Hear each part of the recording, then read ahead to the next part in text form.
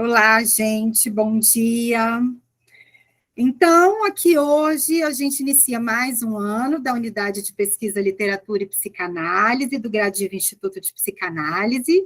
Eu sou Cisuê Ito, faço a curadoria e coordenação desse projeto, e o nosso propósito aqui é cultivar um espaço de convergência no desejo pela leitura e na sensibilidade à perspectiva psicanalítica. Como a gente tem muita gente nova hoje aqui, inclusive, né, porque iniciamos um novo semestre no Instituto, e também a gente grava esse material e coloca no YouTube, né, então alguém pode ver essa gravação futuramente, eu acho que vale a pena a gente explicar algumas coisas. O Literatura e Psicanálise já promoveu 12 encontros e é composto por um grupo de leitores, não necessariamente psicanalistas, e que dialoga prioritariamente aí por meio do WhatsApp. Eu faço escolha de 2 obras por mês e recomendo para o grupo que vota em uma das duas para a gente ler e discutir. A curadoria, hoje, ela prioriza títulos contemporâneos. Eu busco a diversidade de origem de autores, de autoras, de temáticas. Acredito muito na literatura e na potência desse diálogo com a psicanálise, e eu conto com essa comunidade aí, nossa, de leitores generosos, abertos, participativos. Os bate-papos são sempre aqui no Google Meet, no último sábado de cada mês, de 10 ao meio-dia, e a gente traz sempre convidados de diversas áreas de saber para uma troca com a psicanálise. Então, a gente chama psicanalistas, já chamamos historiadores, filósofos, escritores, médicos, e aí eu nem me lembro de quantos mais a gente já convidou. Às vezes temos um convidado, 2 convidados. O livro escolhido de fevereiro, então, foi Uma Tristeza Infinita, este daqui, de Antônio Cherchanesky, e temos aqui hoje ninguém menos do que o próprio autor. Eu agradeço muito, muito esse privilégio. Sempre que a gente tem o autor presente, eu particularmente, né, isso é algo que eu estava pensando ontem quando eu escrevi aqui meu roteiro, eu sinto como se eu pudesse enxergar assim, do outro lado da porta, como se eu tivesse uma frestinha e que eu tivesse uma luz sobre algo mais, assim, que me permitisse enxergar além daquela primeira leitura que eu fiz, né? Um além naquela obra. Então, obrigada, Antônio, por estar aqui e abrir essa fresta, essa passagem aí para nós. Obrigada.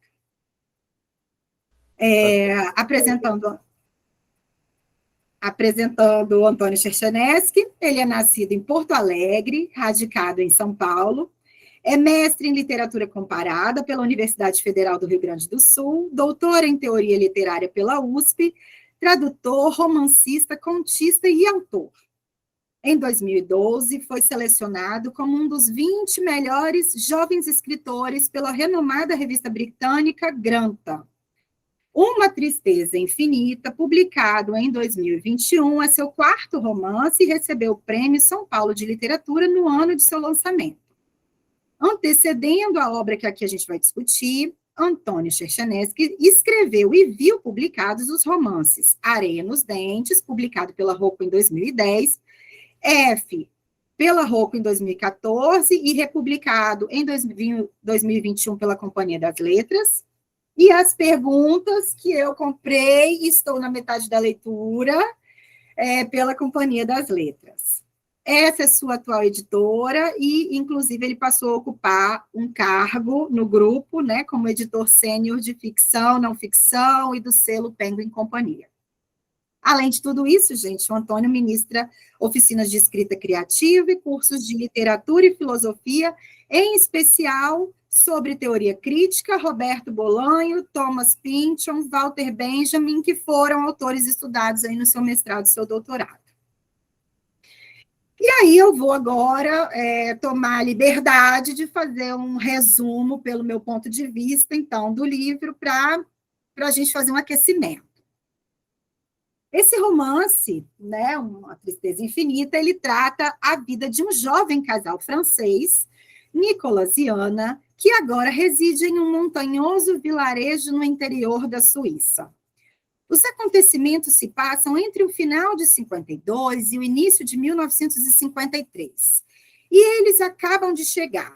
Ainda estão se adaptando à cidadezinha, tomada pela neve, onde não há muito o que fazer, e fica a 80 quilômetros de Genebra.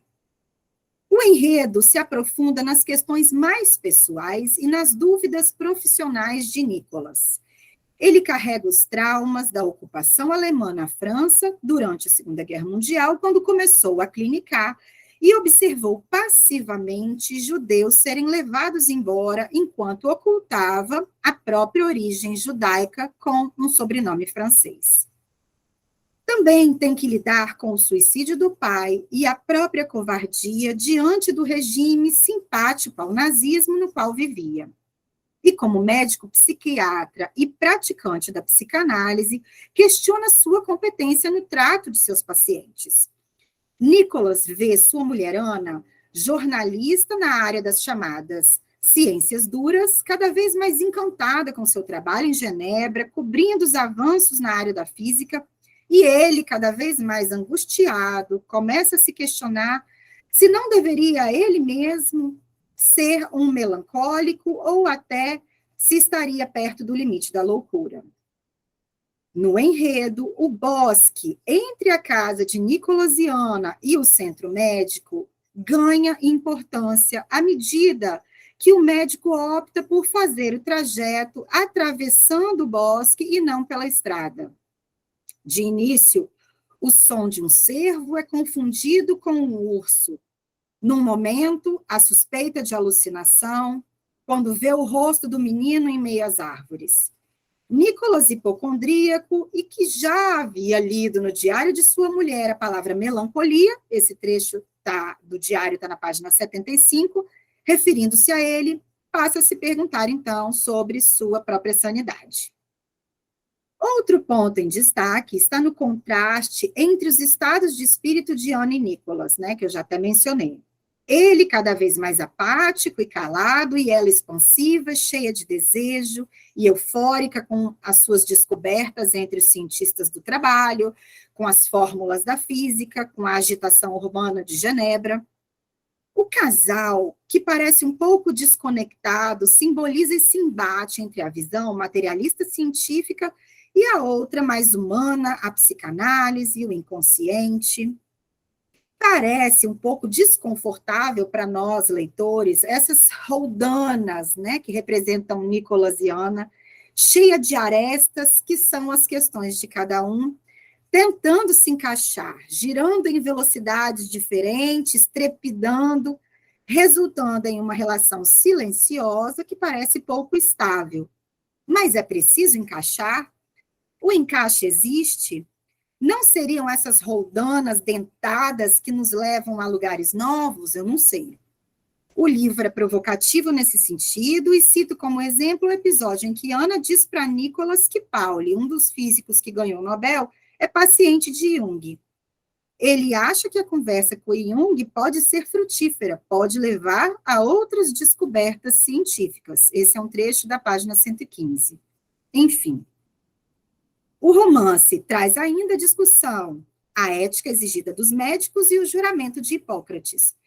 Do outro lado, a transferência na psicanálise, quando Nicolas e os colegas se interrogam se deveriam aceitar nazistas ou simpatizantes como pacientes.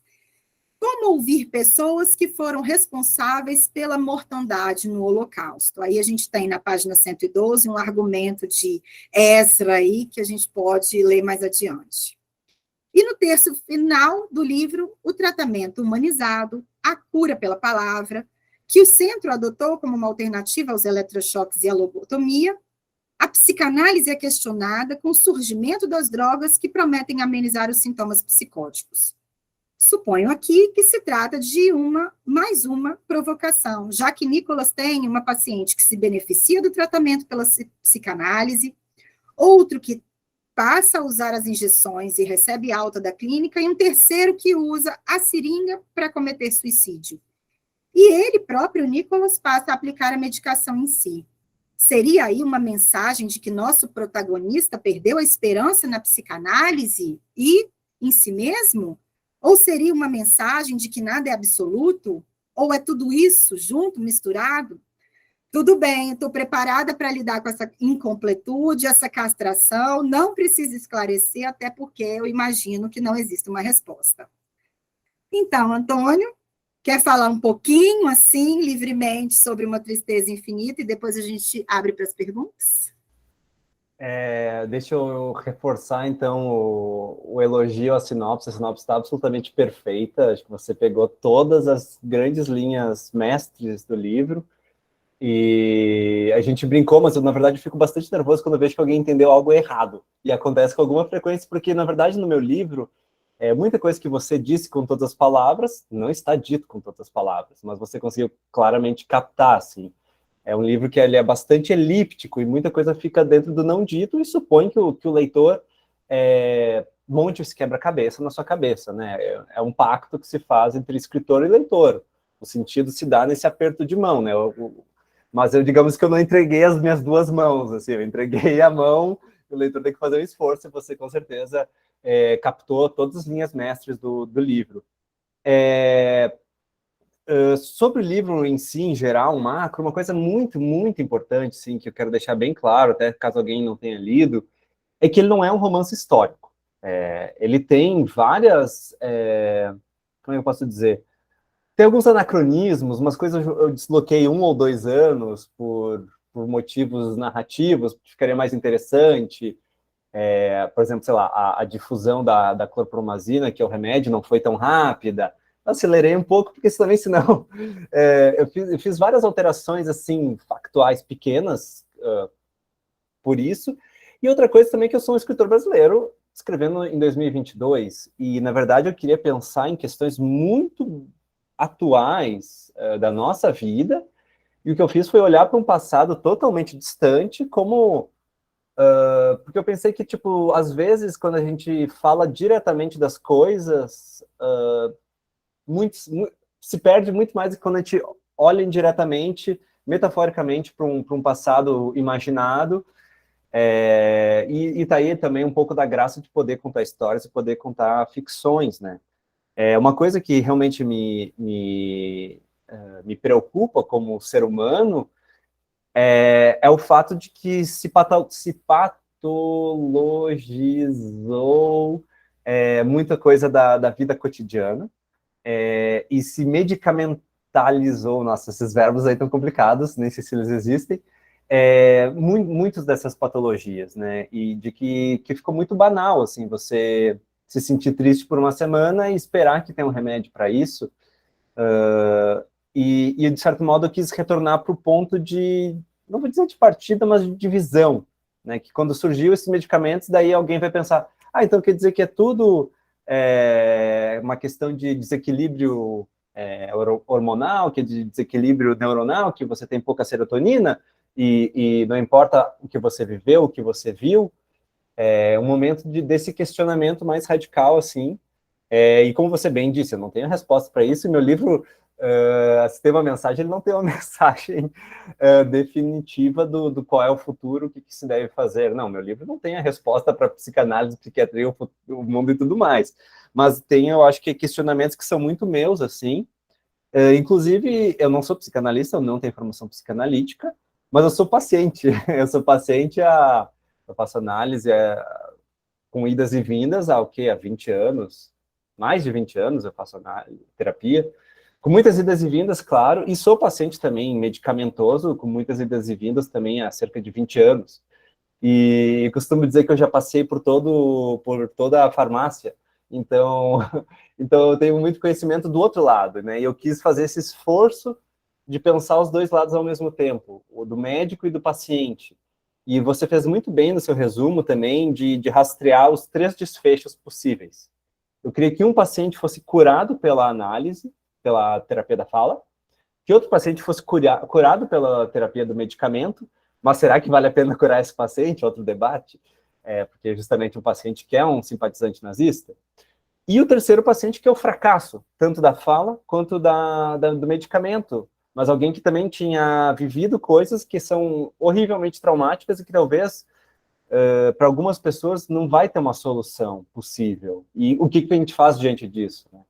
Então, realmente, você muito engraçado que no seu resumo, Sizue, parecia que você estava muito onde eu estava quando eu estava mais racional, tentando, no meu caderninho, estruturar o livro. Você conseguiu delinear toda a estrutura do livro, racionalmente. Embora na hora da escrita muitas coisas irracionais apareçam. Mas, enfim, para começo de conversa, é isso que eu tinha para jogar na mesa. Obrigada. Bem, acho que eu entendi, então. Já comecei o aquecimento. E vou já colocar agora pimenta na conversa. Eu ouvi no seu podcast, na época lá do lançamento, o podcast do Lugar de Ler, que inclusive eu compartilhei com o pessoal, que você traz como temas importantes aí do livro a depressão e o fascismo, e que teria como paralelos aí o Brasil daquele momento. Então, esses paralelos, né, a que você se refere, você acha que eles se mantêm em 2023? Você acha que... Fala aí para nós sobre isso, por favor. Bom, também não se trata uma questão de política partidária desse lado ou daquele, mas se trata que, de fato, existem no Brasil e no mundo uma ressurgência muito forte de pulsões autoritárias e de pulsões que você começa a escavar e elas estão se radicalizando e elas têm como base racismo, homofobia, xenofobia, antissemitismo. Isso está voltando, e na verdade isso volta ciclicamente, né? No Brasil e no mundo.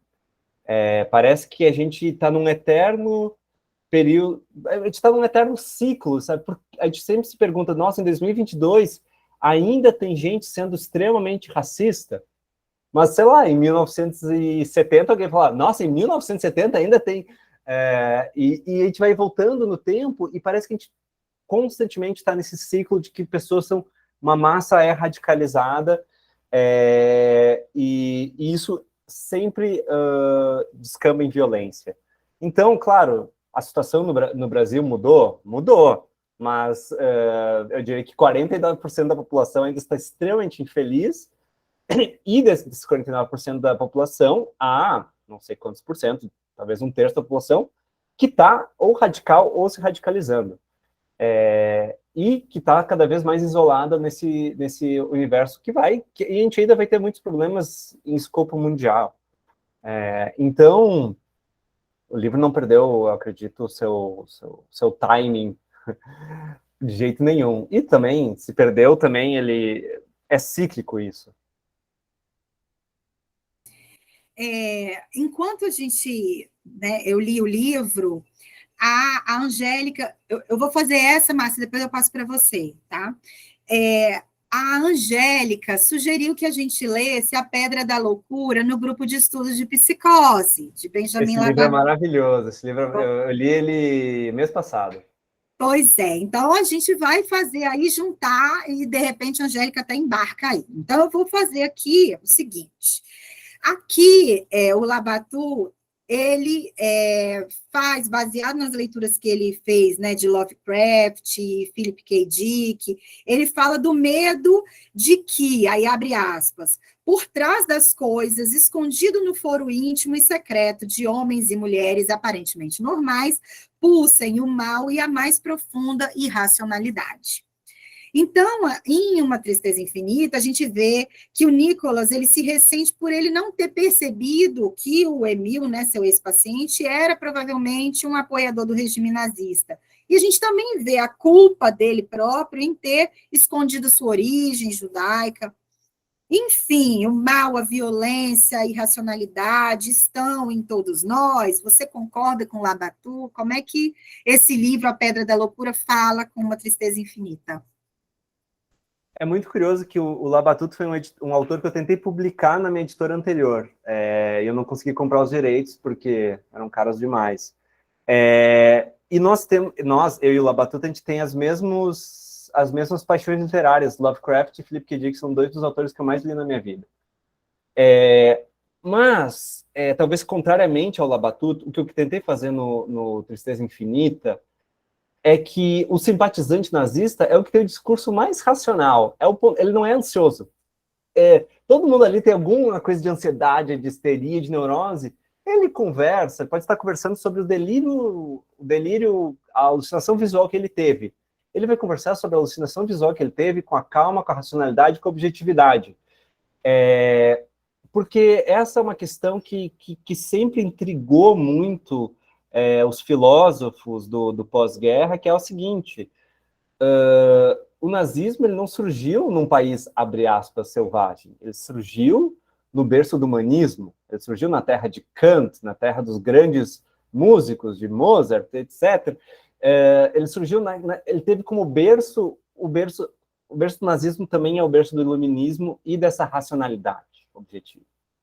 Então, como que a gente pensa isso, né? Tem um texto extremamente famoso do crítico literário George Steiner, que ele se pergunta, né, quem são os trabalhadores quem são os algozes, os trabalhadores dos campos de concentração?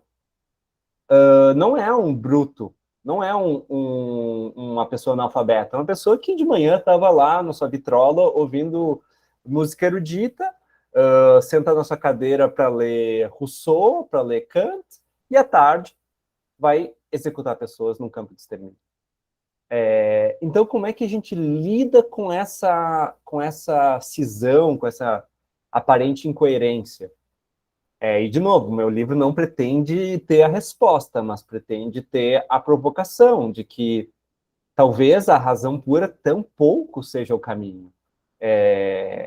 Porque a razão pura também talvez pode correr o risco de excluir parte dos afetos e da irracionalidade. E daí, dentro dessa racionalidade pura, surge talvez um mal, uma irracionalidade, enfim. É um pouco o caminho que eu tentei seguir. Márcia, por favor. Bom, inicialmente, bom dia para todos. Queria te parabenizar. A leitura foi, assim, uma leitura muito, muito prazerosa, muito instigante. Eu concordo plenamente com tudo que está sendo colocado aqui. Agora, o que me veio, assim, foi muito... Você falou, não é um livro histórico, né?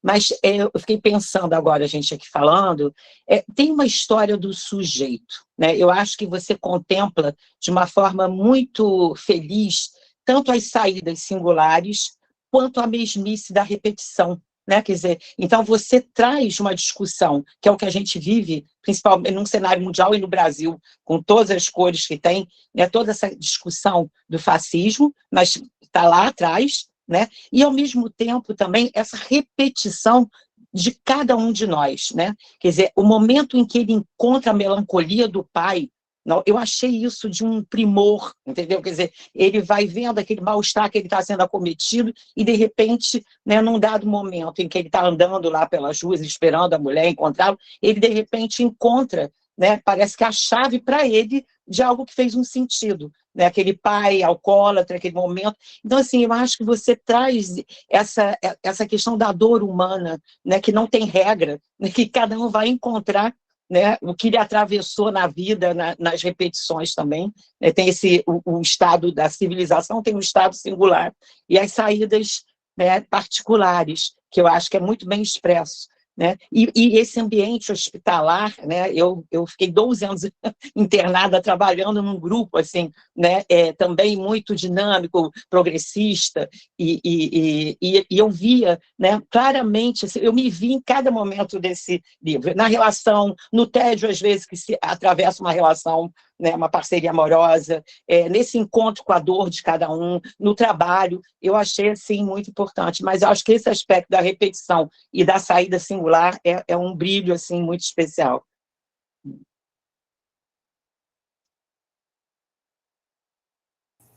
Eu só queria acrescentar de que uma coisa que eu também tentei muito fazer é que, você falou do ambiente hospitalar, eu nunca pisei num sanatório psiquiátrico.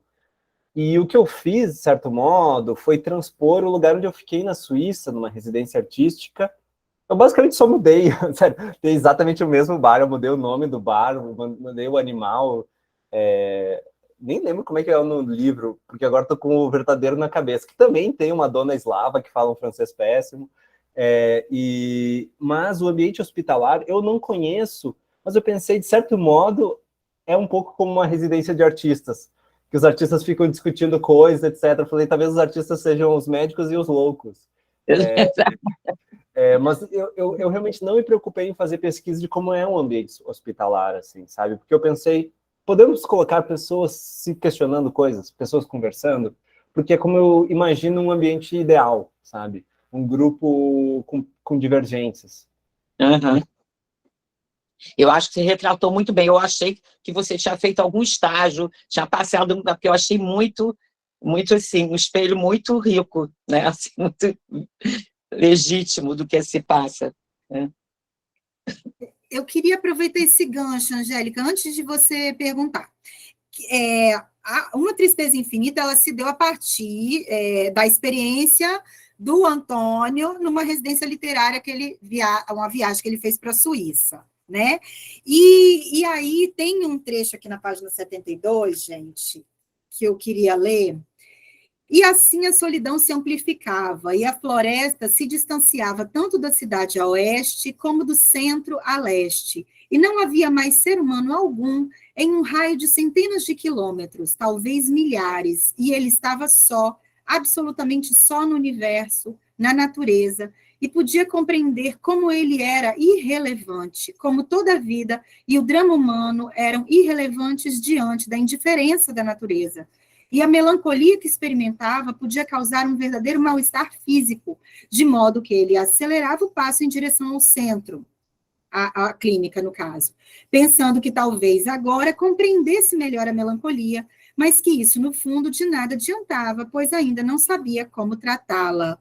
E aí a pergunta é, como é que essa experiência na Suíça, né, influenciou, e nesse bosque, talvez, não sei, influenciou a escritura aí do livro, essa solidão na floresta, essa indiferença da natureza? Eu queria saber da escrita.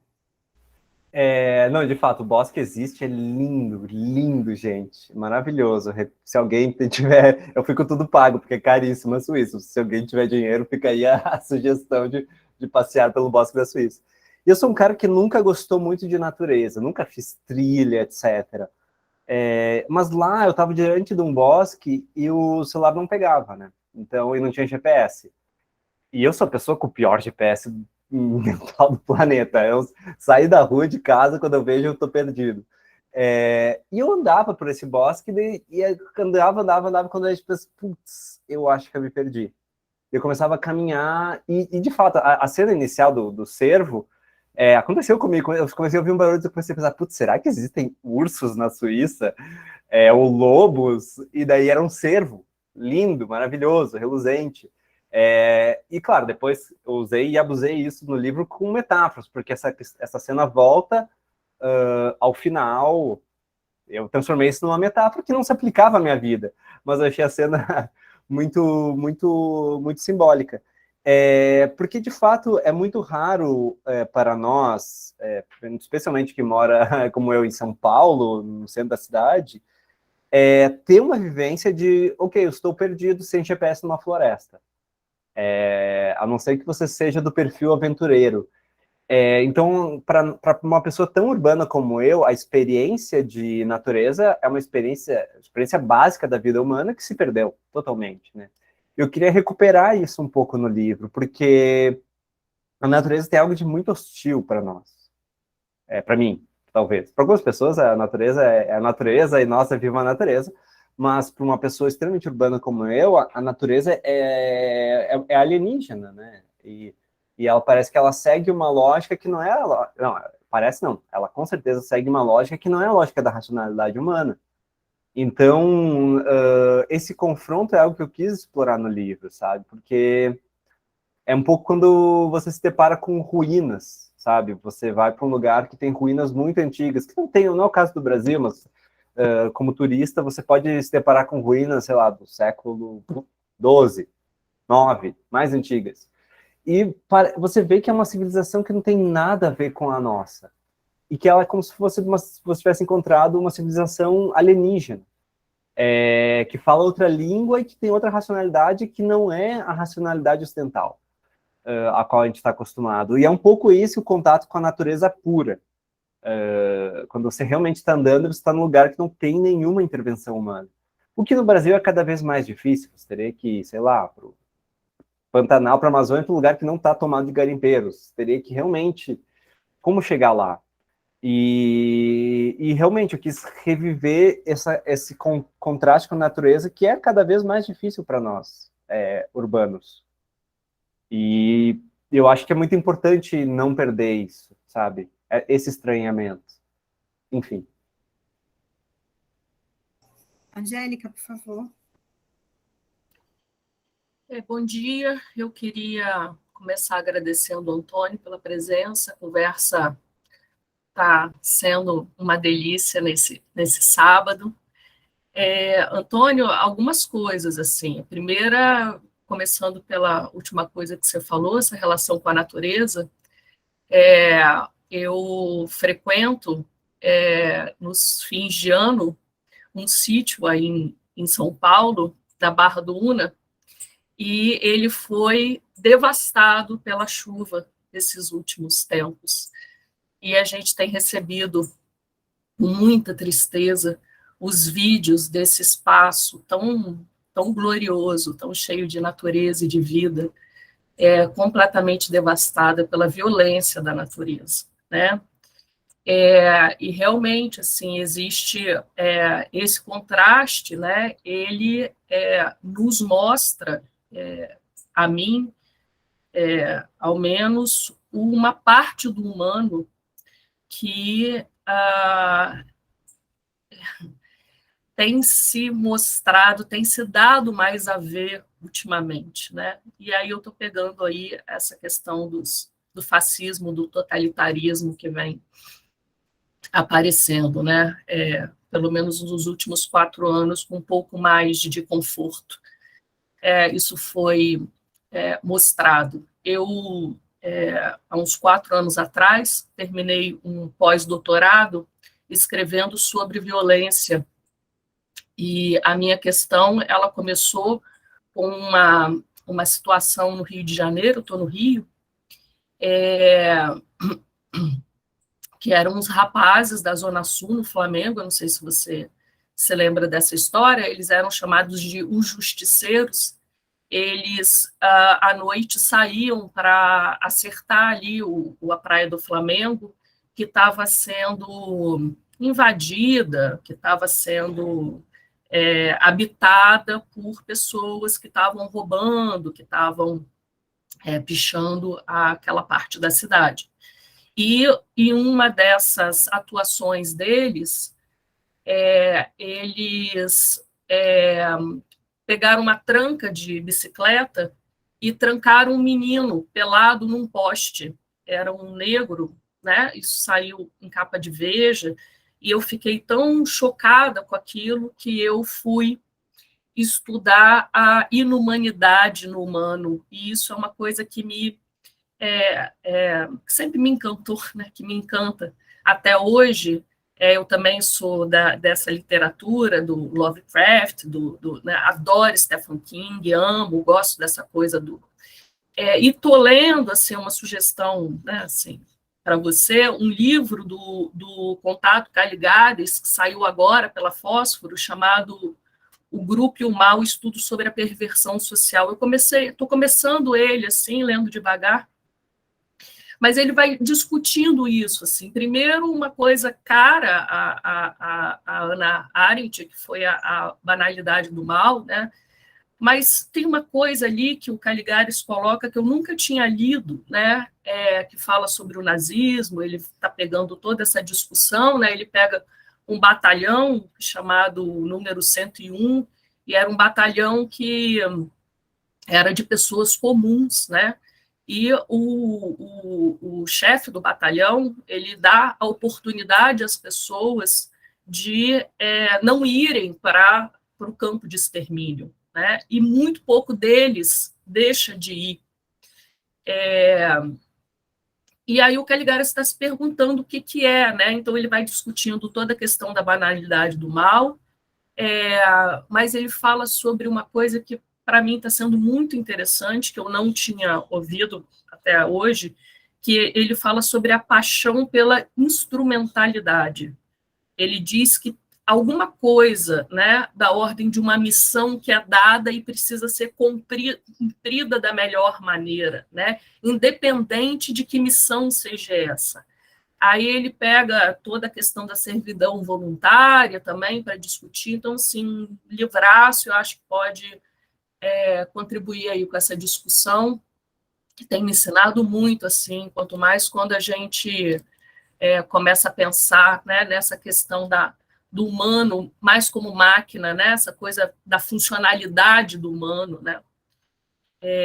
Então, tem isso também. Uma outra coisa que, assim, a conversa de vocês né, a Sizoe me convidou aí para essa conversa. Eu estou dando um curso na Gradiva sobre psicose esse semestre, e aí eu estou pegando o caso Schreber, estou pegando o seminário 3 do Lacan, que versa sobre psicose, né?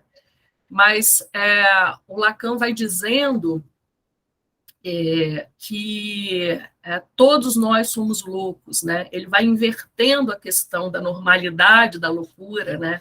E dizendo que a nossa singularidade, né, que é aquilo que a gente não partilha, que é aquilo que é só nosso, né, é exatamente o que nos faz, o que mostra a nossa loucura, né? Ele diz que a diferença entre a normalidade e a loucura, né, a psicose, né, o delírio psicótico, é exatamente a quantidade de pessoas que acreditam naquilo, né? Assim, quanto mais o senso comum, né, toma uma realidade, né, como uma realidade de grupo, de comunidade, né, aquilo vai se normatizando, né? E essa conversa tem sido bem boa, assim, porque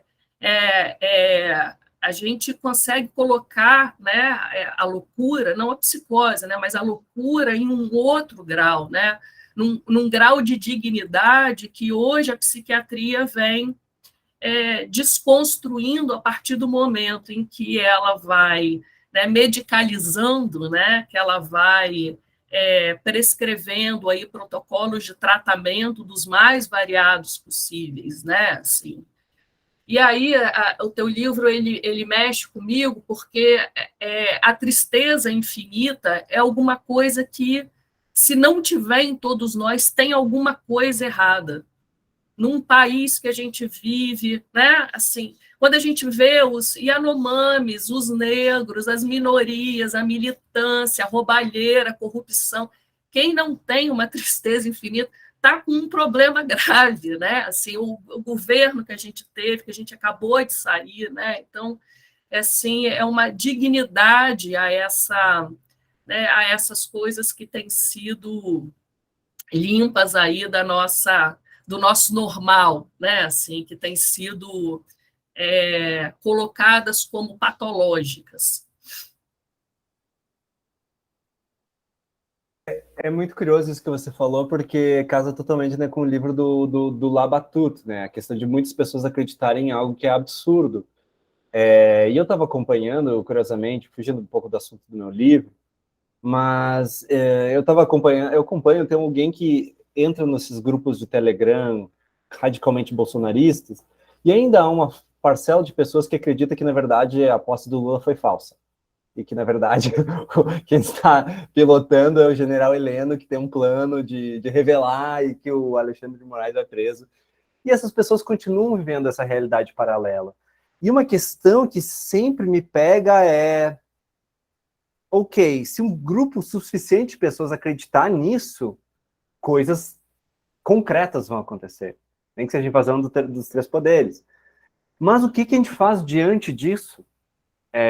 Talvez a gente esteja medicalizando pessoas como nós que estamos sofrendo com essa loucura que essas pessoas provocam, e essas pessoas se beneficiariam talvez de uma medicação? Não sei, será que essas pessoas deveriam estar sendo tratadas enquanto nós que estamos sofrendo? Claro, são provocações que eu estou fazendo, mas me parece também que é a questão central do Labatut, que eu também tento pincelar no meu livro, só pincelar, é a questão que é a seguinte: o nosso mundo, como ele é hoje, ele é inabarcável por ninguém. Você não tem nenhuma grande narrativa que dá conta mais dele. Não tem uma história que explique tudo. E, por muito tempo, se tentou encontrar uma grande narrativa que desse conta. O marxismo seria uma delas, porque com o fim da religião como uma narrativa que explica tudo, você vai tentar várias coisas. O marxismo, a própria psicanálise tenta ser uma narrativa mestre para explicar todo mundo. Mas o fato é que, diante de você não consegue dar ordem para o mundo todo, você vai tentar fazer ligações, e essas ligações vão sempre ser paranoicas, né? Vão sempre, tentar... eu não entendo o mundo, o que eu faço diante de não entender? Eu vou acreditar no meu grupo de WhatsApp, e eu vou me agarrar na história de que, sei lá, na live do Bolsonaro tinha 3 copos verdes, e que isso significa que no dia 3... Mas, de certo modo, todos nós, até mesmo os que aparentam ser sãos, também temos as nossas próprias paranoias. E a nossa maneira de construir o mundo com base em algumas narrativas que a gente vai acreditar que são mais plausíveis do que outras, né? E daí, de certo modo, a gente entra num eterno questionar das nossas narrativas. E é muito difícil, nesse eterno questionamento nosso, a gente não cair em alguma neurose. E eu acho que daí também deriva muito sofrimento psíquico, né? E haja análise para todos nós. Mas, de certo modo, eu tenho um extremo respeito por todo mundo aqui e por toda a classe de psicanalistas, psiquiatras e enfermeiros e pessoas que trabalham com saúde mental. Tenho um respeito, sim, imenso, assim. É uma coisa que eu penso, se eu não tivesse ido para a carreira de... A minha analista diz, você daria um ótimo analista, um ótimo rabino, mas você resolveu ser editor. Então, calhou de eu ser editor e escritor e tudo mais. Mas eu tenho um imenso respeito, porque eu acho que a população como um todo está se beneficiando muito de ter com quem conversar. Mas a questão que sempre volta ok, a psicanálise não oferece a resposta definitiva, nem a psiquiatria, nem a religião, enfim, e nem a literatura, nem as artes. E essa falta de respostas é produtiva artisticamente, mas também é angustiante, e é uma angústia que não vai se resolver. E, ao mesmo tempo, não dá para a gente dizer, e não dá para a gente patologizar isso. E não tenho resposta para isso. Eu só peguei, talvez, o seu incômodo e levei, talvez, para o meu lado. Assim. Enfim. Ai, eu tô doida para monopolizar essa conversa, gente. Tô aqui me controlando. Vai, Caio, depois vai a Cláudia. Eu juro que eu vou compartilhar o Antônio com vocês. Vai, por favor, Caio. Bom dia a todo mundo.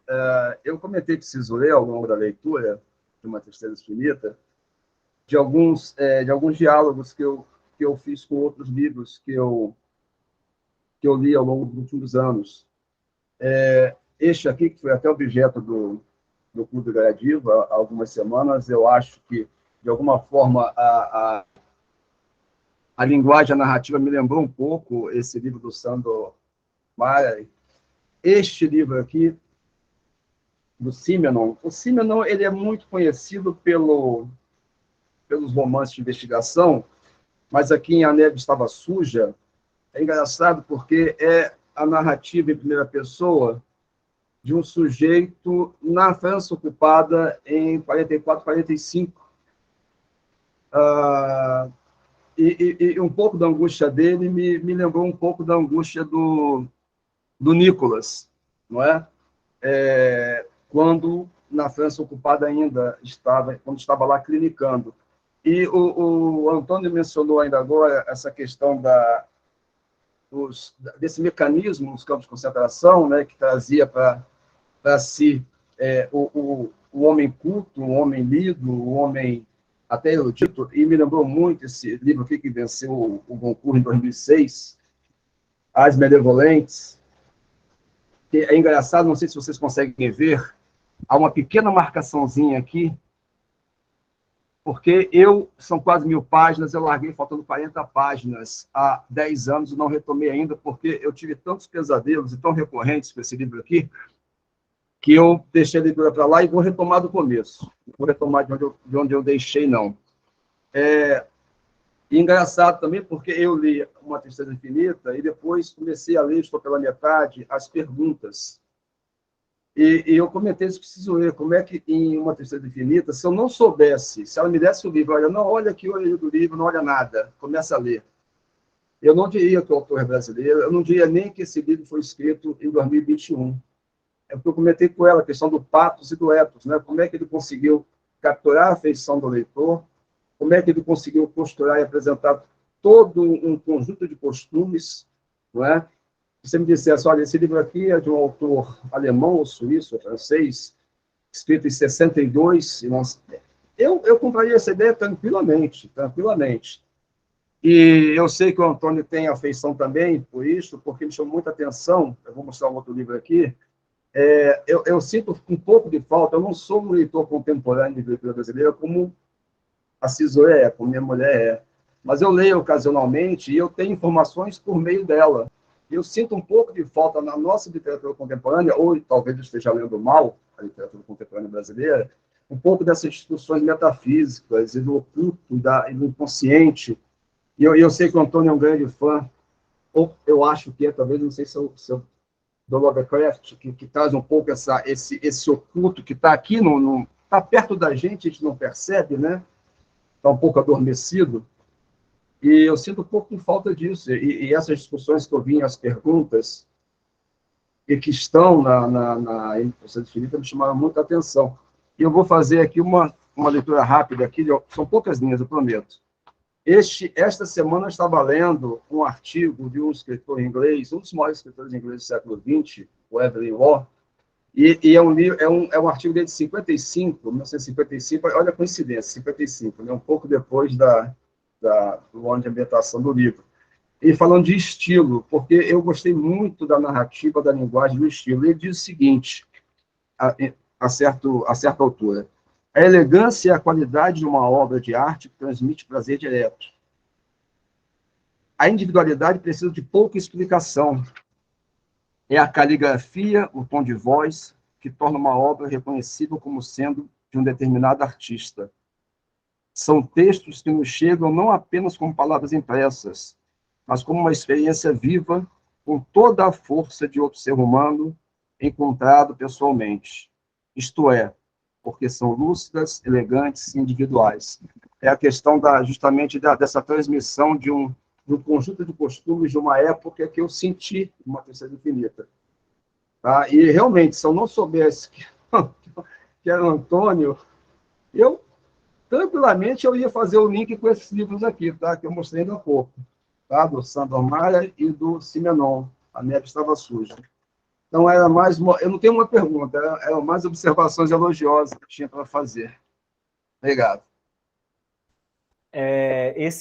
Eu li o Marais, eu li muitos anos atrás, não devo dizer que eu amo literatura húngara, mas ele não está entre os meus favoritos, mas eu gostei do livro, claro. O Simenon não conhecia. O que eu usei mais para a França Ocupada foi uma peça de teatro do Arthur Miller, chamado Incidente em Vichy. Mas o Littell, esse sim, esse me abalou muito também. Especialmente o primeiro, eu acho que o primeiro capítulo de uma perfeição, daria para tirar, assim, é um livro de 800 páginas, aqui muita gente não tem saco para tijolões, e 800 páginas difíceis, arrastadas, mas o primeiro capítulo dá para você tirar e ler a parte, assim, vale muito a pena, do As Benevolentes. Lovecraft,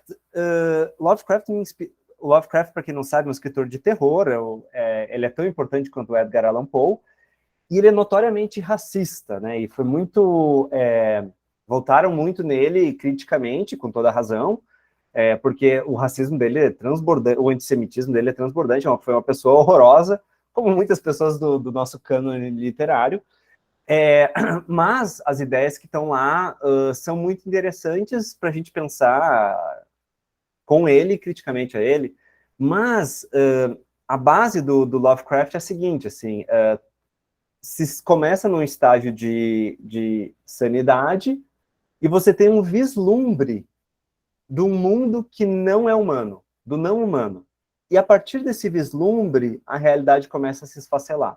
Digamos que essa é a estrutura base de todo o conto do Lovecraft, que foi a maior inspiração no meu livro As Perguntas, que você está lendo agora, e que eu gosto muito, e que o Contar do Caligari, citado anteriormente, também tinha comentado muito brevemente numa coluna dele. É uma grandíssima perda para toda a cultura brasileira a morte do Contar do Caligari.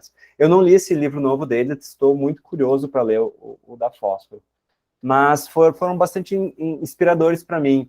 E eu queria também dizer que, de fato, a minha linguagem, assim, se você pode tirar, pode vender como um livro estrangeiro, mas, curiosamente, meu livro, O Tristeza Infinita, vai sair em maio agora na França, né? E eu tive, acho que umas 50 páginas de debates com a tradutora francesa.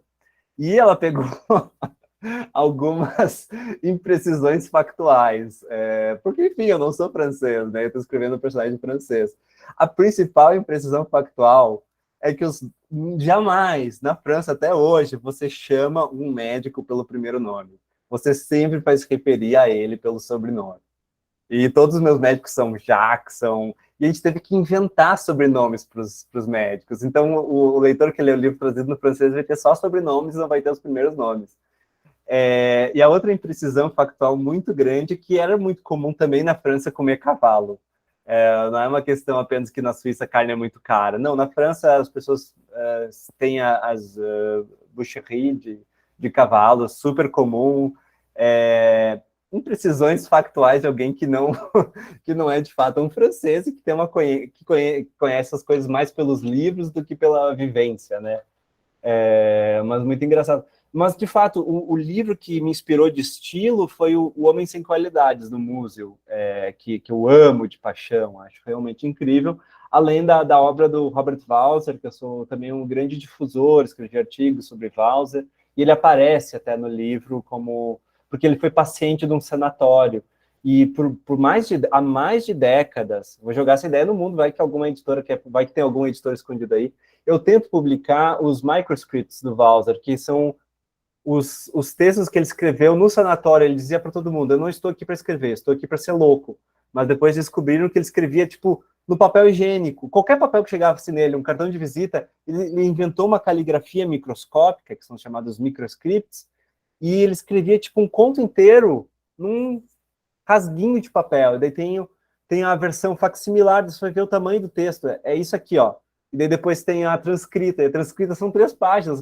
Ele fez caber 3 páginas numa coisinha mínima de papel. E há anos eu tento publicar isso no Brasil, eu não consigo ninguém para bancar esse projeto, porque é muito caro, né?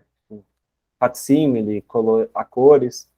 Quem sabe tem aí um mecenas, fica aí a sugestão. Mas só para também dar um panorama um pouco das minhas leituras. E, de fato, eu concordo com a sua análise. A literatura brasileira é muito realistona. E não é a minha. Porque também, se eu fosse muito realistão, eu tenho uma vida de um cara de classe média, sou um homem branco. Digamos que a minha experiência é uma experiência bastante banal. E eu não quero ser esses caras que nem o Knausgaard e tal, que fica escrevendo sobre o próprio umbigo.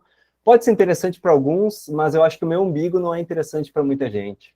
Então, talvez eu recorra mais à imaginação do que outros autores. Mas, ao mesmo tempo, tem livros excelentes saindo, porque a literatura brasileira também está finalmente dando vozes a vozes que eram antes marginalizadas, né? Então, eu me interesso muito por ler o que uma pessoa negra no Brasil tem para escrever, que vai ser uma literatura muito mais realista do que a minha. E ela é igualmente válida, mas eu diria que eu seria um fracasso como autor realista. Eu nem tento. Vamos falar de Suíça, vamos pensar as coisas macro, vamos pensar o oculto, vamos pensar o inconsciente, vamos pensar questões metafísicas, porque o meu realismo seria um realismo extremamente desinteressante. Então eu recorro mais por falta de opção. Então, aproveito aí a deixa, gente, para fazer o merchan, tá? Para o Antônio, as perguntas. É um livro super bonito, também, além de... O meu livro, pessoalmente, é o meu livro favorito, sabia? E ele foi um fracasso de vendas. Um fracasso. Ele vendeu, acho que 1/7 do que vendeu o Tristeza Infinita. E um fracasso de crítica. Ele foi muito mal de crítica também, recebeu muitas resenhas negativas, porque ele foi marketeado como um livro de terror. E ele pega a estrutura de terror e ele tira o payoff. ele tira a explicação, ele tira tudo, e ele se resolve em um dia, ele é 24 horas na vida de uma pessoa, e ele vai do ceticismo puro à dúvida pura, né? Ele tem um arco. Mas isso não é um arco do terror. O arco começa na dúvida e termina na resolução. Então, as pessoas que compraram esperando um terror mais tradicional se frustraram muito, e é muito divertido, eu me divirto muito lendo resenhas na Amazon, dizendo, pedi meu dinheiro de volta, o livro está incompleto, porque ele foi muito vendido como livro de terror e não chegou no público certo. Mas é um livro que dos livros que eu escrevi, é o meu favorito, e não vendeu nada. Desculpa, Cisle, te interrompi pela última vez, sou muito tagarela. Não, por favor. E aí, gente, para nós analistas aqui, ele já começa, né, com essa protagonista tendo sonhos, né, pesadelos, e aí já começa a tocar nas coisas que a gente gosta, né? Cláudia, você levantou a mão. Sim. Ah. Bom dia a todos, bom dia, colegas, bom dia, Antônio, prazer em conhecê-lo. Realmente é muito emocionante, né, estar aqui junto do autor, assim, de uma maneira tão gratificante. Eu queria fazer uns comentários, assim, só das sensações que eu tive. Vai um pouco na linha do que a Angélica falou, só que o que ela falou foi muito mais elaborado, eu só vou falar de sensações mesmo. Eu achei bem interessante quando você traz a problemática do colaboracionismo francês, assim, sabe? Eu morei na França há muito tempo, fiz meu doutorado lá, pós-doutorado lá, e eu tenho muitos amigos franceses, e essa coisa do colaboracionismo não é uma coisa assim que a gente vê muito em livros, isso é muito perceptível, assim, dos meus amigos, assim, das conversas, assim, dos questionamentos, e eu achei isso tão interessante, porque o que se vê, assim, o colaboracionismo, ele passa por trás, assim, né, por trás, assim, desviado, mas todo mundo, e uma coisa, assim, então, o colaboracionismo é um elemento interessante, outro elemento interessante que eu achei é essa questão de esconder o nome, porque todo judeu dessa geração atual, né, que foi filho de quem passou, né, tudo bem que seu livro se passa em 52, mas quem foi filho de quem viveu, esconde o nome, esconde, é interessante, assim, eu participo de uma escola de psicanálise que é internacional, então eles têm muito relatos de passe, e a gente ouve nos relatos de passe como fizeram para esconder aquela origem judaica. Amigos meus, assim, que aquilo estava escondido, assim, é como se, porque aquilo foi tão traumático que tem que ficar escondido. Nos relatos de passe, assim, de pessoas que terminaram a análise, elas falam isso, como que aquilo tinha que ser escondido de qualquer jeito. Isso a gente vê até hoje, né? Aqui no Brasil também, né? No Brasil isso também é visível. Eu achei muito interessante, assim, com a sutileza que você trabalhou, essa problemática, uma problemática... Cláudia, eu vou te interromper só porque, isso, curiosamente, eu acabei de falar de como eu recorro muito à imaginação, mas isso tem um fundo muito pessoal, porque o meu avô foi alfabetizado em Yiddish, enfim, ele era um judeu exemplar. E logo depois do fim da guerra, ele foi se afastando e não legou aos filhos uma educação judaica. Então, teve um pouco esse apagamento. E para mim foi sempre um mistério, porque meu avô morreu quando eu era criança e meu pai morreu já faz bastante tempo, então, para mim, eu sempre encarei isso com um mistério, assim, por que ele decidiu se afastando disso, se apagando, para o meu próprio pai, ele dizia, eu sou judeu ou eu não sou judeu, conforme o interlocutor, sabe?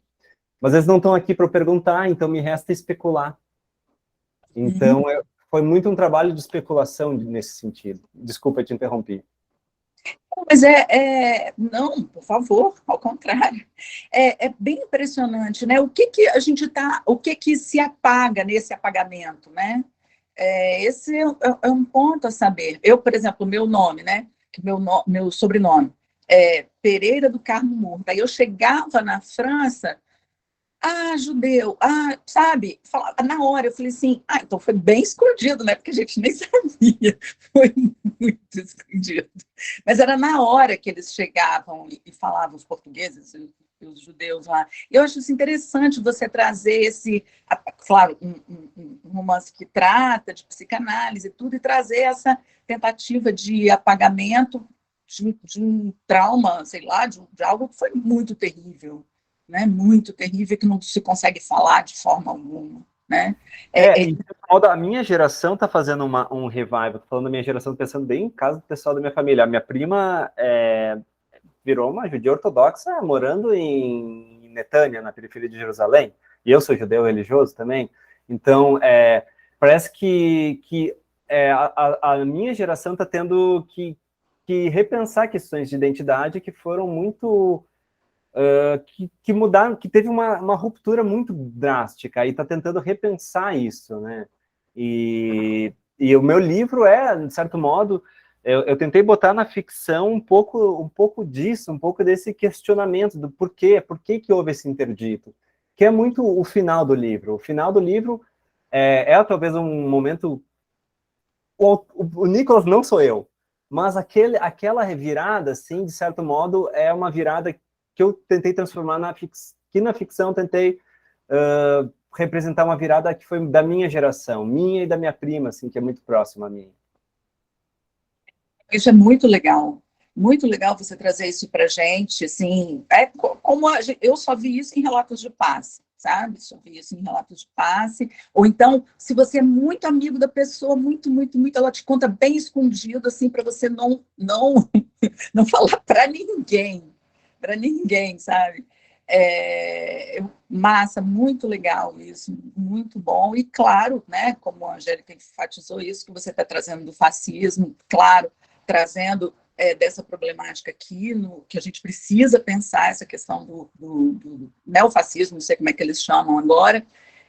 Aqui, eu moro em Vitória, vocês sabem que teve um ataque lá na escola de Aracruz, nós montamos um fórum antifascista, assim, a gente tenta pensar, é importante pensar, Vladimir, meu amigo, Vladimir aí, trabalhando essa questão do fascismo, a gente precisa trabalhar isso, e o seu livro traz, assim, questionamentos e né, alusões, e faz a gente pensar. Eu agradeço muito, só estou aqui para falar das impressões e agradecer, e obrigada.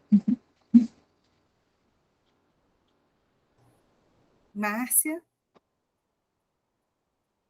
Eu queria só trazer aqui um ponto que eu acho que, eu não sei, gostaria até de ouvir de você, que eu acho que atravessa o seu livro, né? E eu ia vendo assim, nossa, ele abordou isso também. Eu ia vendo cada hora, você ia abordando, né, você foi abrindo várias portas sem se perder em entrelação.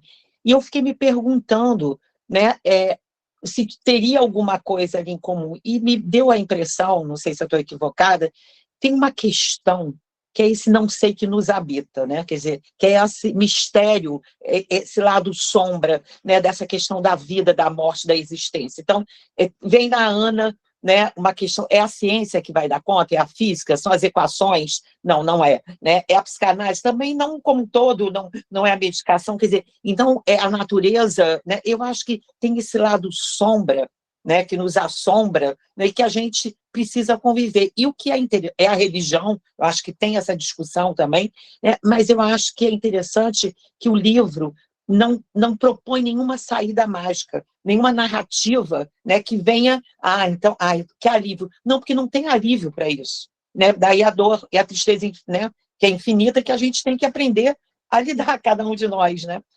É universal, acho que a gente sai do livro com essa sensação, tá bom, não estou sozinho nesse barco, porém, né, a saída eu acho que é de cada um mesmo, para esse não sei, né? E eu acho que também muito, muito legal que você falou, porque tem uma questão também do drama inicial do casal, é o fato de que as angústias não conseguem ser compartilhadas, né? Daí a solidão. Tem uma solidão muito profunda de que o Nicholas não consegue falar para Ana por que ele está triste, porque nem ele sabe por que ele está triste. Cadê o analista do analista, né? Quem analisa é o analisante. Claro, hoje em dia, todo o sistema de supervisão, etc., mas... e, de certa forma, sim, é a marca recorrente dos meus livros, do F em diante. O meu primeiro livro não conta. O F eu realmente acho um livro bacana, teve essa nova edição pela Companhia das Letras. Se alguém, por algum acaso, quiser ler meu livro F, por favor, não leia a edição antiga, leia a edição nova, que só vende só vende online, você não vai encontrar em livrarias comum, porque ele é impresso print on demand, enfim. Mas, que eu ia dizer? Que tem essa questão que, gente, desconfiem de qualquer pessoa que prometer uma resposta. Uhum. Na verdade, desconfiem de qualquer cientista que diz que descobriu o universo. Nenhum cientista sério vai dizer que entendeu o universo, assim como nenhum líder religioso sério vai dizer que a Bíblia explica tudo. Não, o pior, e isso é um problema que a gente está cercado deles, os piores líderes religiosos vão dizer, não, está tudo na Bíblia, não, eu sei como funciona o mundo. O pior líder religioso vai ter certeza. Nenhum teólogo sério tem certezas. Então, não dá para a gente lidar. E a arte, de modo algum, a arte tem que ser realmente um ultimíssimo território das certezas. Sim. Ultimíssimo. E daí vem talvez um pouco da minha desconfiança com a literatura realista, porque a literatura realista diz o mundo é assim. E eu sou muito ressabiado com quem diz que o mundo é assim. Enfim. Todas as minhas falas terminam com enfim. Tem esse aspecto só para completar, você estava falando da questão, né, que você teve que fazer adaptações eu achei assim, a forma como você descreve os diálogos faz a gente se ver, né? Quer dizer, quantas conversas dessas nós já não tivemos na vida, né? Quer dizer, eu acho que é muito íntimo, é muito humano, é muito coloquial também ao mesmo tempo, né? Assim, a forma como o casal dialoga é muito rico isso, né? Eu acho que é bem brasileiro, talvez. Sim, sim. E outra coisa que também a gente nem tangenciou, assim, mas que você falou que eu abro muitas portas, de fato, tem esse vício, que uma hora eles falam sobre arte, né, sobre expressionismo abstrato, que é justamente isso. A arte que me interessa é também, em grande parte, essa arte não figurativa. E essa arte não figurativa foi uma arte perseguida pelos regimes totalitários, à esquerda e à direita, né? O comunismo perseguiu os artistas abstratos e o nazismo perseguiu também. Então, o que tem de tão assustador no abstrato? Né? E eu tentei realmente fazer quase um panorama, um inventário dessas tecnologias, dessas artes. E também a psicanálise como uma forma de arte abstrata, né? Uhum. Enfim. Muito bom. Aí você traz o teste de Rorschach, você faz uma mistura, né? Um bem bolado. Carnaval estava perto, aqui foi bom que misturou um pouco de tudo. Mas eu quero voltar no Walser. É Walser que pronuncia? Tá. Que você mencionou aí, e que está mencionado no livro também. Eu não conhecia, o Caio já conhecia, e depois que você, né, trouxe no livro Uma Tristeza Infinita, a gente resolveu comprar aqui em casa. Então, eu não li ainda, acho que o Caio até já começou, mas nós compramos absolutamente nada e outras histórias. Maravilhoso. E os irmãos Tanner. Sério, esses dois livros moram no meu coração. Sim, são livros. Pois já vai furar fila. Você gosta, claro, de uma lentidão suíça, mas são profundamente suíços, profundamente lentos. O meu livro é aceleradíssimo perto desses, mas são livros que moram no meu coração, sim, realmente. E é um autor que esteve internado, como você falou, né, na clínica psiquiátrica, e assistindo o bate-papo que você teve com o Bernardo Carvalho, na ocasião do lançamento do livro, vocês falaram um pouco desse autor, falaram sobre a loucura, a escrita, e você falou uma coisa lá, usou uma expressão que é uma questão, né, para mim, pessoalmente, que é terapia pela escrita, você usou essa expressão.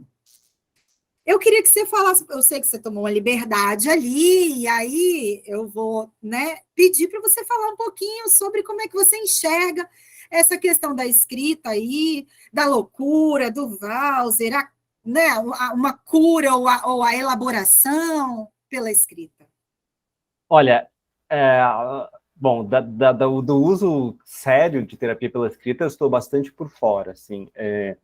O que eu acho muito curioso é impressionante como, tipo, se a gente for olhar a taxa de, vamos lá, taxa de suicídio entre artistas parece ser maior do que entre, talvez, outras profissões, assim, porque a gente conhece inúmeros na história da arte, e é impressionante como, de certo modo, é um lugar para dar vazão, mas dificilmente se cura, né? A gente está canalizando, para usar o termo bem da área de vocês, estamos talvez canalizando libido, ou talvez canalizando pulsões, sei lá o que a gente está canalizando, mas algo está sendo canalizado ali na arte, seja na pintura, seja na escrita. Mas o problema da escrita é a questão da solidão. Não sei se está inserido aí nesse absolutamente nada e outros contos, mas tem o conto mais famoso do Walser, chama O Passeio, Der Spaziergang. Eu não falo alemão, mas eu sei que esse é o título. Que começa com ele dizendo: então saio do meu quarto de escrita, eu saio do meu quarto de fantasmas. Porque o espaço da escrita é o espaço da fantasmagoria. Então, poxa, dificilmente a gente vai dizer que a escrita é um lugar prazeroso, que você escreve, como você vai numa sessão de análise, você sai de lá talvez aliviado. Eu acho que não. A escrita continua sendo um espaço muito perturbador. E eu, Antônio, pessoalmente, seria muito reticente no uso de uma escrita literária como forma de terapia. Pelo menos numa terapia que visa um alívio dos sintomas psíquicos. Eu, Antônio, visão totalmente idiosincrática, pessoal. E, no entanto, eu continuo escrevendo, né? Então, há uma incoerência aí. Depois eu vou voltar para completar minha pergunta, mas, Caio, faça você, por favor. Eu vou pegar o gancho da Márcia, porque uma coisa que ela falou no diálogo entre a Ana e o Nicolas ser um pouco abrasileirado, acho que foi isso que a minha internet está um pouco instável aqui. Acho que foi isso que eu entendi. Eu realmente, em alguns momentos, quando eles estavam conversando entre si, eu pensei, o Nicolas se casou com uma brasileira, gente, porque ele chegava sorumbático, chegava para baixo, e a Ana estava sempre... Parece que ela estava voltando da praia, né? E achei curioso isso, o estado de espírito dela contrastando com o dele. E há uma sequência de algumas poucas páginas no livro que me impressionaram muito. Acho que é o momento que ele acabou de atravessar o bosque, ele está margeando o bosque, ele tem aquela alucinação, ele se afunda na neve, ele pisa no galho de um cervo, e ele chega à cidade e ele quer encontrar alguém, porque o alguém é que vai mostrar que ele está no mundo, né? Sem o alguém, ele é real ou não é? Ele vê lá o Papillon, né? Acho que é Papillon, tá abrindo, ele entra, e não tem ninguém lá dentro de início, ele fala, bem, eu tenho que encontrar alguém. Até que ele bate o sino, chega lá a dona, que ele não sabe o que é dona, ele acha que é uma garçonete ou alguma coisa do tipo, e são 3, 4 páginas, já está no texto final do livro, em que engraçado, ele acabou de ter uma alucinação, ele estava mais ou menos consciente disso, eu acho, tem toda uma questão com o consciente, com o oculto, e ele tem uma discussão com ela, e que ele se coloca no outro ponto, no ponto racional, material, ele mesmo depois, ele elabora e diz, olha, essa minha mania de sempre, no diálogo, me contrapor ao outro. Fosse ela a materialista, eu seria o... Mas como ela é uma refugiada da Hungria, eu acho, que já estava ocupada pela União Soviética, estava com o regime tutelado pela União Soviética, ele se opôs a ela, né? E depois ele vai se culpando, né? Poxa vida, ela fugiu da onde, né? Quem sou eu para julgar essa... É engraçado assim, eu me contraponho sempre, ela se coloca numa posição, eu me coloco em outra. E é uma passagem muito bacana, porque ele começa numa oposição a ela e depois ele vai se compadecendo. Eu achei muito legal, muito bacana. É uma passagem rápida, acho que essa personagem do Papillon só passa aí. Mas é muito engraçado porque, enfim, esse bar existe e essa pessoa existe, quer dizer, E o meu francês era ruim, o dela era péssimo. E a gente não conseguiu se comunicar. E não, a gente não falou de nenhum assunto sério, a gente falou de, sei lá, eu queria um Calvados e não tinha, e sei lá, e falando de bebida. Mas nessa incomunicabilidade foi o que eu pensei, tipo, ela parecia irritada, e daí foi muita inspiração para mim, tipo, pensar o quanto, de certo modo, em qualquer contraste de cultura, às vezes a gente assume uma posição antagônica inconscientemente. Quando vem, a gente está em posição antagônica. E claro, daí eu, quando escrevendo meu livro, eu pensei como desdobrar isso, sabe? E pensar que, de fato, na verdade, o Nicholas, para a mulher dele, representa a anticiência. Mas talvez para outra pessoa, ele vai querer representar a ciência. Ele vai querer representar a autoridade, uma autoridade masculina também diante da mulher, né? Então, como há vários níveis, várias interlocuções possíveis, né? Então, foi muito pensando nisso.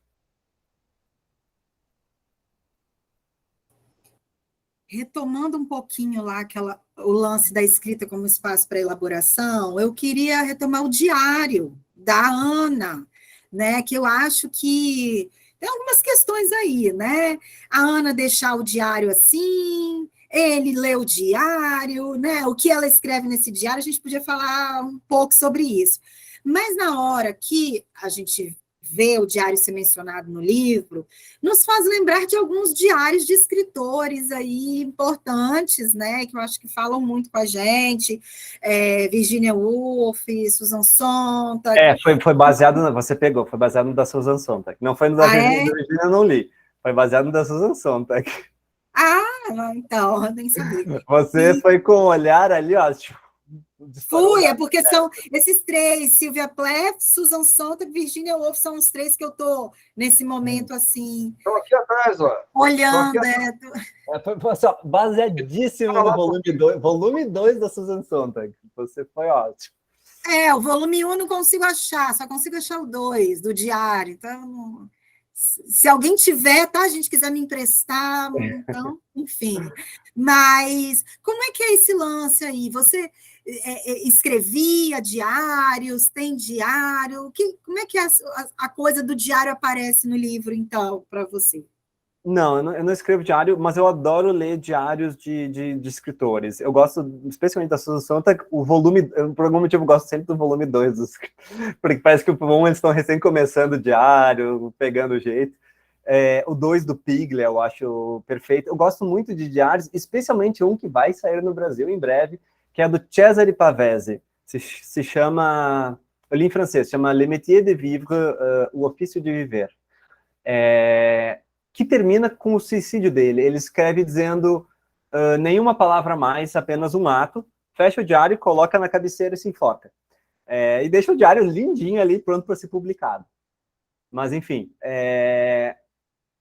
eu gosto muito desse diário porque é o espaço da autoanálise, mas eu gosto do diário que tem essa mescla entre autoanálise e vou comentar outras coisas, que é a coisa da Sontag, do Pavese, do Piglia, que estão comentando também bens culturais. Porque a maneira como uma pessoa lê um livro, a maneira como uma pessoa vê um filme, é também uma maneira de a gente acessar o inconsciente dessa pessoa. E eu quis muito fazer um diário que fosse o exemplo disso, assim, foi muito o que eu pensei. De que a maneira como ela vê o filme do Kurosawa é também interessante para a gente entender a Ana e para a gente entender o Nicholas, por conseguinte. Isso do ver o diário alheio, de deixar o diário à mão, aí que tá, eu acho que é que nem celular, há um acordo entre casal que a pessoa não fuça no celular do outro, e eu sou uma pessoa muito bem resolvida com essas questões. O celular é o nosso diário, talvez, em algum nível, enfim, foi mais um dispositivo narrativo, sabe? Para, tipo, ok, ele precisa achar que a mulher tá achando que ele é melancólico, só que eles são europeus demais para um se falar isso pro outro. Então, ela escreveu no diário e ele meio pulsou no diário dela. Foi mais um dispositivo narrativo na minha cabeça do que outra coisa. Mas eu realmente pensei na Sontag como exemplo. Então, eu vou pegar essa deixa. Já que ninguém levantou a mão ainda, vou pegar a deixa lá da sua analista. A Érica Érica, vai você, Érica. Então tá ótimo. Bom dia a todos. Antônia, que prazer estar aqui ouvindo essa discussão tão rica. Eu não consegui ler todo o seu livro, que, aliás, foi um presente que a Angélica me deu, muito rico, eu adorei, porque eu fiz a minha dissertação de mestrado sobre a depressão e o desejo na psicanálise. Então, assim, queria trazer um pouco a discussão, ou trazer um comentário, não é nem uma pergunta, né? Mas, assim, alguma coisa que eu percebo hoje na clínica, voltando um pouco isso que a gente estava falando, né, dessa tristeza infinita, dessa dor de existir, dessa angústia que é inerente ao ser humano, né? Me parece que hoje muitas pessoas chegam ao consultório, muito analisantes, buscando exatamente assim, essa certeza absoluta, respostas.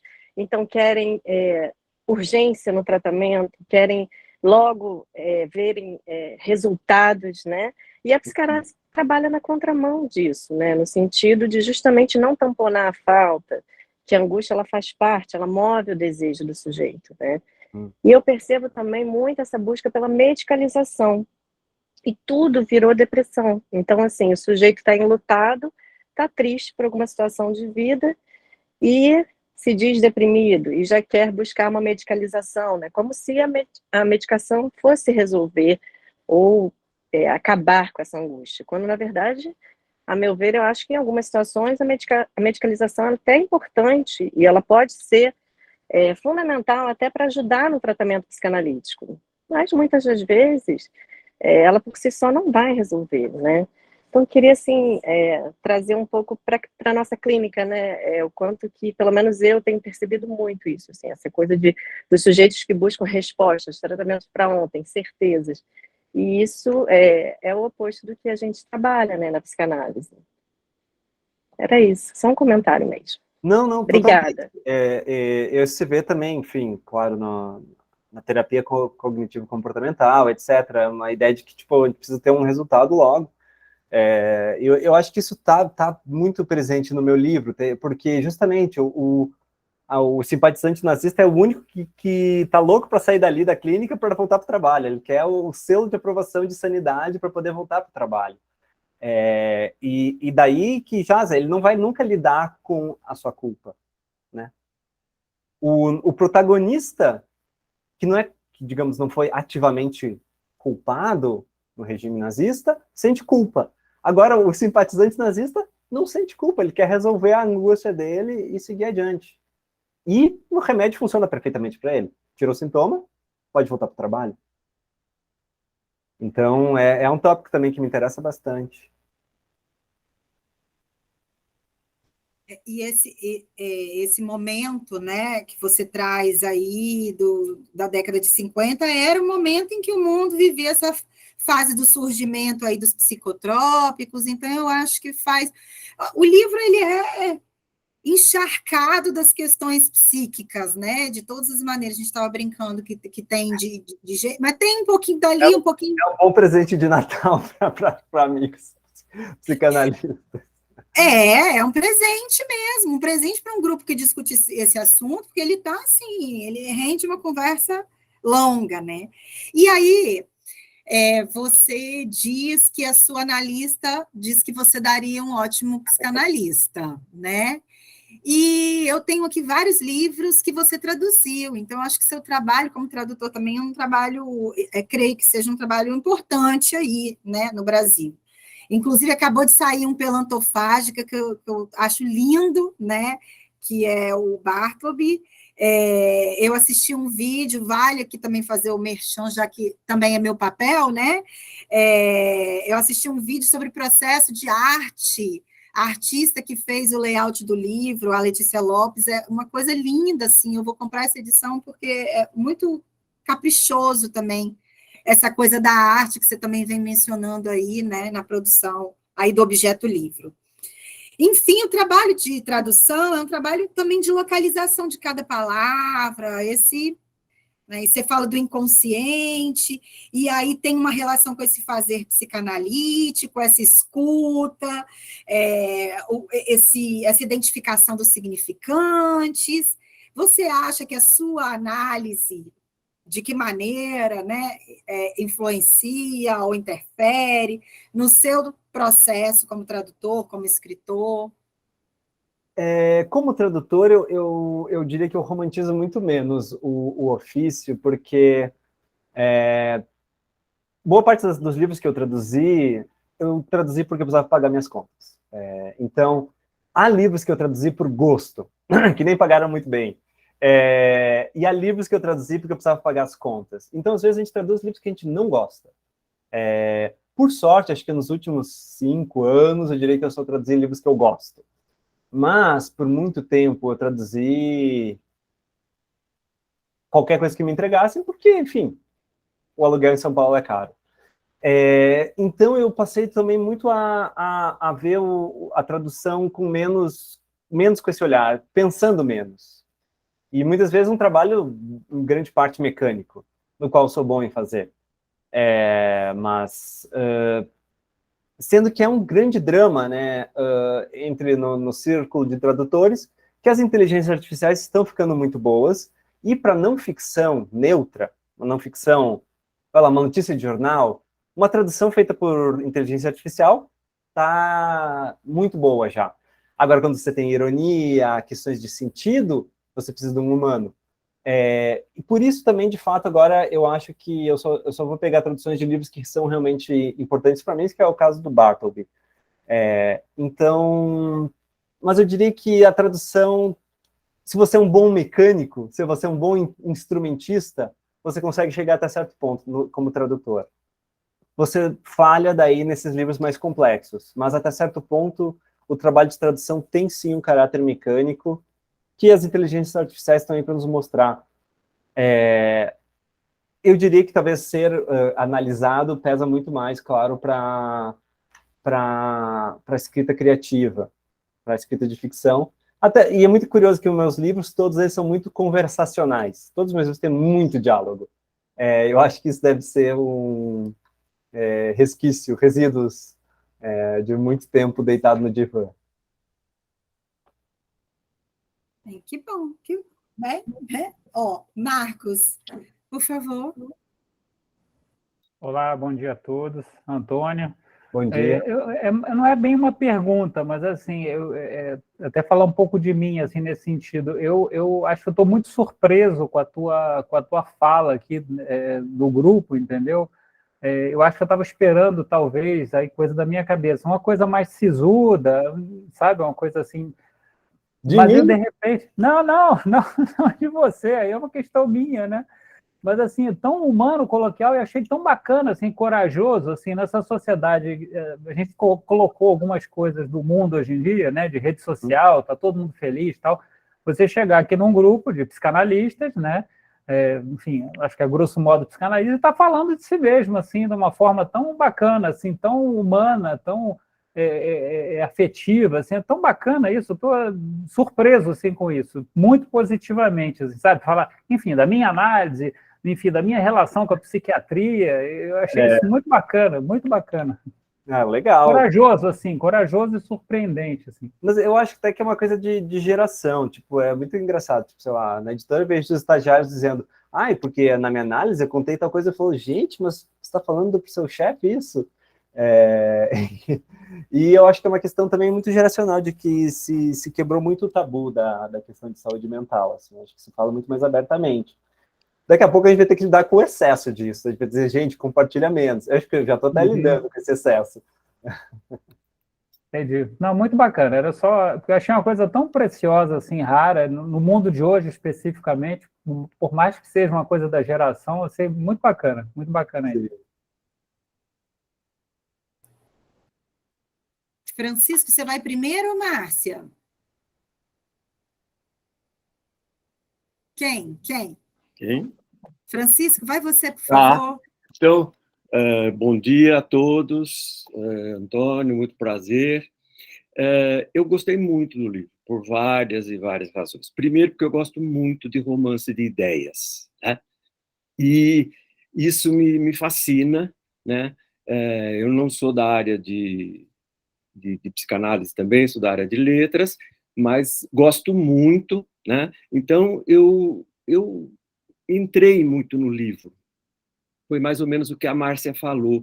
Eu sentia né, nos diálogos, assim. Então, essa discussão, tanto, né, porque você pegou dois, digamos, da vanguarda da época na ciência, um na psiquiatria e outra na física, né?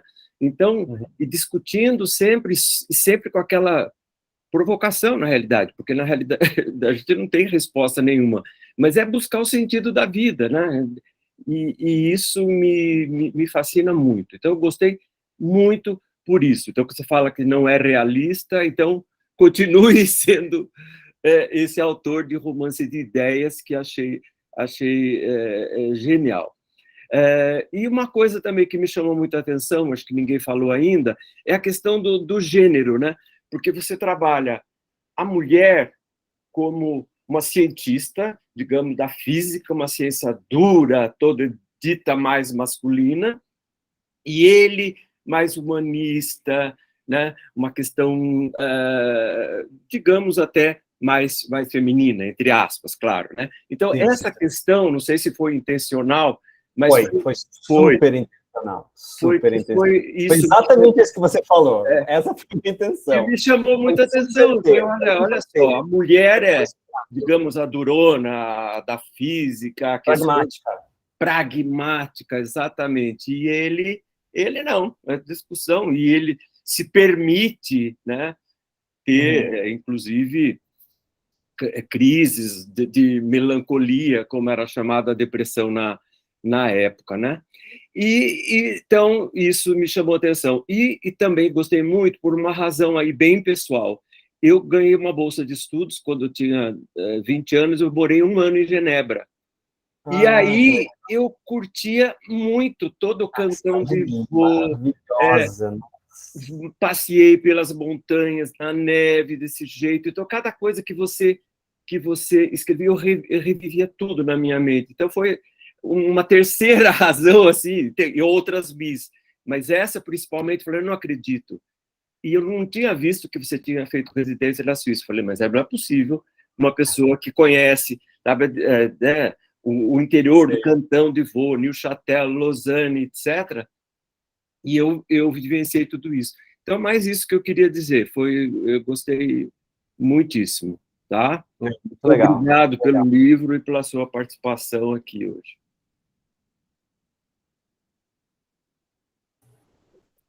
Márcia? Eu ia comentar, pegar o gancho aí que a Érica trouxe, né, da clínica, mas eu acho que o que o Marcos falou ajuda, inclusive, porque o que você trouxe assim, da postura do Antônio aqui com a gente, eu acho que isso transpira no livro.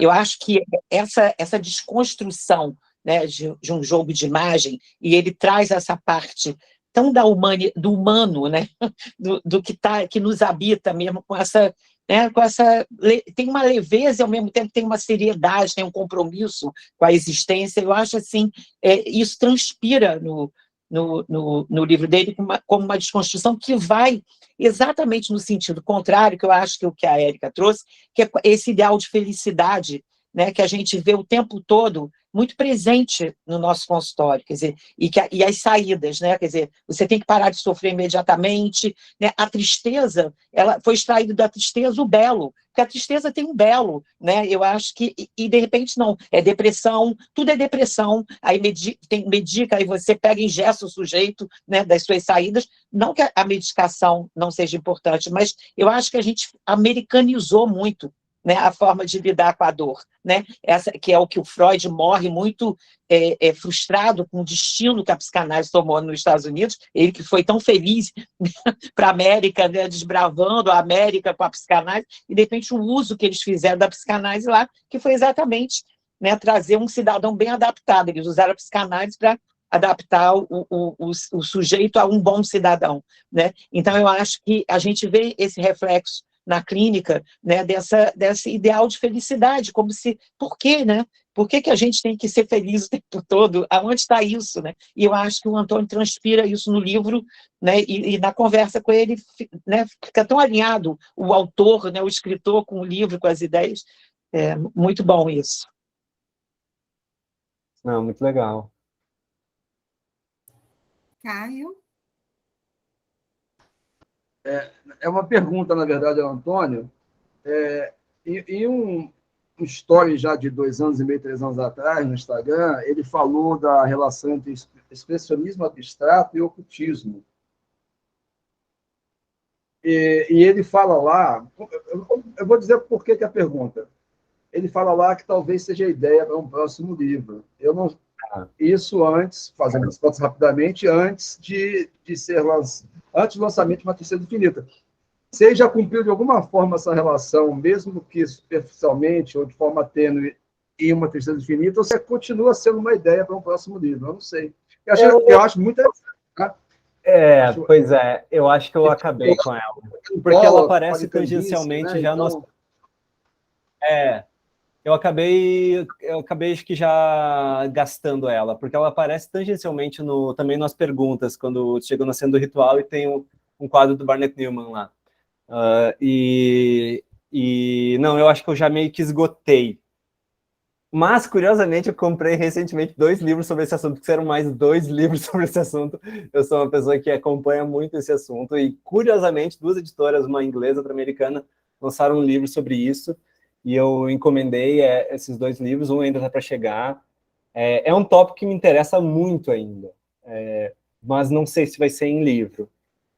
O que eu comecei a escrever vai ser muito diferente, vai ser muito mais próximo das perguntas do que do Tristeza Infinita. Então, questões de ocultismo vão voltar, mas... a ver. Mas que memória, hein? Poxa! Bom que a gente já começa aqui a aquecer. Tá fechado, Caio? Tá fechado. Não, eu estou dizendo que não é memória, não. Na verdade, você tem um destaque lá no seu Instagram, dedicado às perguntas. E nesta semana que precedia o encontro, eu entrei lá, e está lá 140 e poucas semanas atrás. Eu fiz as contas, será que já de alguma forma passou pelo... Eu estava escrevendo, era isso. Gente, a gente está chegando no finalzinho. Alguém gostaria de dizer mais alguma coisa? Vou começar a finalizar aqui. A conversa foi sensacional, o livro é sensacional. No momento que eu li, eu já identifiquei que era um livro que a gente precisava trazer para cá. Fiz maior força para que fosse escolhido pelo grupo, assim, né? Que o grupo não sabe do que se trata, e eu queria muito que fosse esse. Gostaria muito de agradecer ao Antônio Cherchenesky pela oportunidade aí. Posso fazer uma sugestão para o grupo de vocês? Claro. Não sei se já passou. Noturno do Chile, do Bolanho. Não. Acabou de ser impresso. Esse livro eu acho que daria muito pano para manga para vocês. É um monólogo febril de um padre opusdeísta que teve uma participação ambígua na ditadura de Pinochet. Não é um livro muito acessível, é um livro menos acessível do que outros de Bolanho, mas ele é curtinho, 120 páginas e... Não, enfim, vocês são tudo com pós-doc aí, vocês tinham de ler. Mas fica a sugestão sincera para vocês, Noturno do Chile, do Bolanho. Eu acho que daria uma boa discussão para vocês. Você vem conversar com a gente? Você vem conversar com a gente sobre ele? Com todo prazer, com todo prazer. Então, gente, aí o negócio começa a ficar, né, mais tentador, né? Ele fez... Mas está anotado aqui. Ele fez doutorado sobre Bolanho, foi isso? Eu fiz doutorado e mestrado sobre Bolanho. Eu li tudo do Bolanho também, tudo. Então... Opa, então a gente já tem os convidados, gente. Olha, já fechou aqui. Não precisa fazer votação, não. Não tem... votação. Já por livro de abril. Eu estou contando o voto, hein? Cherchenesky, você quer dar uma última palavrinha para a gente finalizar? Não, eu agradeço demais todas as leituras, todo mundo que veio aqui me ouvir falar, espero que tenha sido produtivo, adorei as interpretações, adorei o resumo, é isso, só posso agradecer mesmo, o livro só existe porque leitores leem o livro e vocês leram muito bem, então, nossa, não tem nada que eu possa querer mais da minha vida do que bons leitores. Nossa, Então, e obrigado. a gente agradece muito, muito sua disponibilidade, vir aqui. O livro cresce muito, né? Com o diálogo entre nós cresce, mas com a presença do autor aqui conversando, nossa, isso, né, se amplifica muito. Obrigada. Pessoal, dia 25 de março, então, a gente está junto conversando sobre luxúria, inclusive da Companhia das Letras, viu? Já que eu estou super merchan hoje, vamos aproveitar, depois, né? se quiser me escrever, a gente pode ver se eu consigo algum cupom de desconto. É ótimo, pode deixar, eu já te mando então, que aí o pessoal sempre compra, vai ser legal o cupom de desconto, então. Tá ótimo. Obrigada, gente. Um beijo grande. Valeu. Obrigada, Tchau. gente. Até a Tchau, tchau. próxima. Prazer, Antônio. Obrigado. Obrigada. Tchau, obrigado.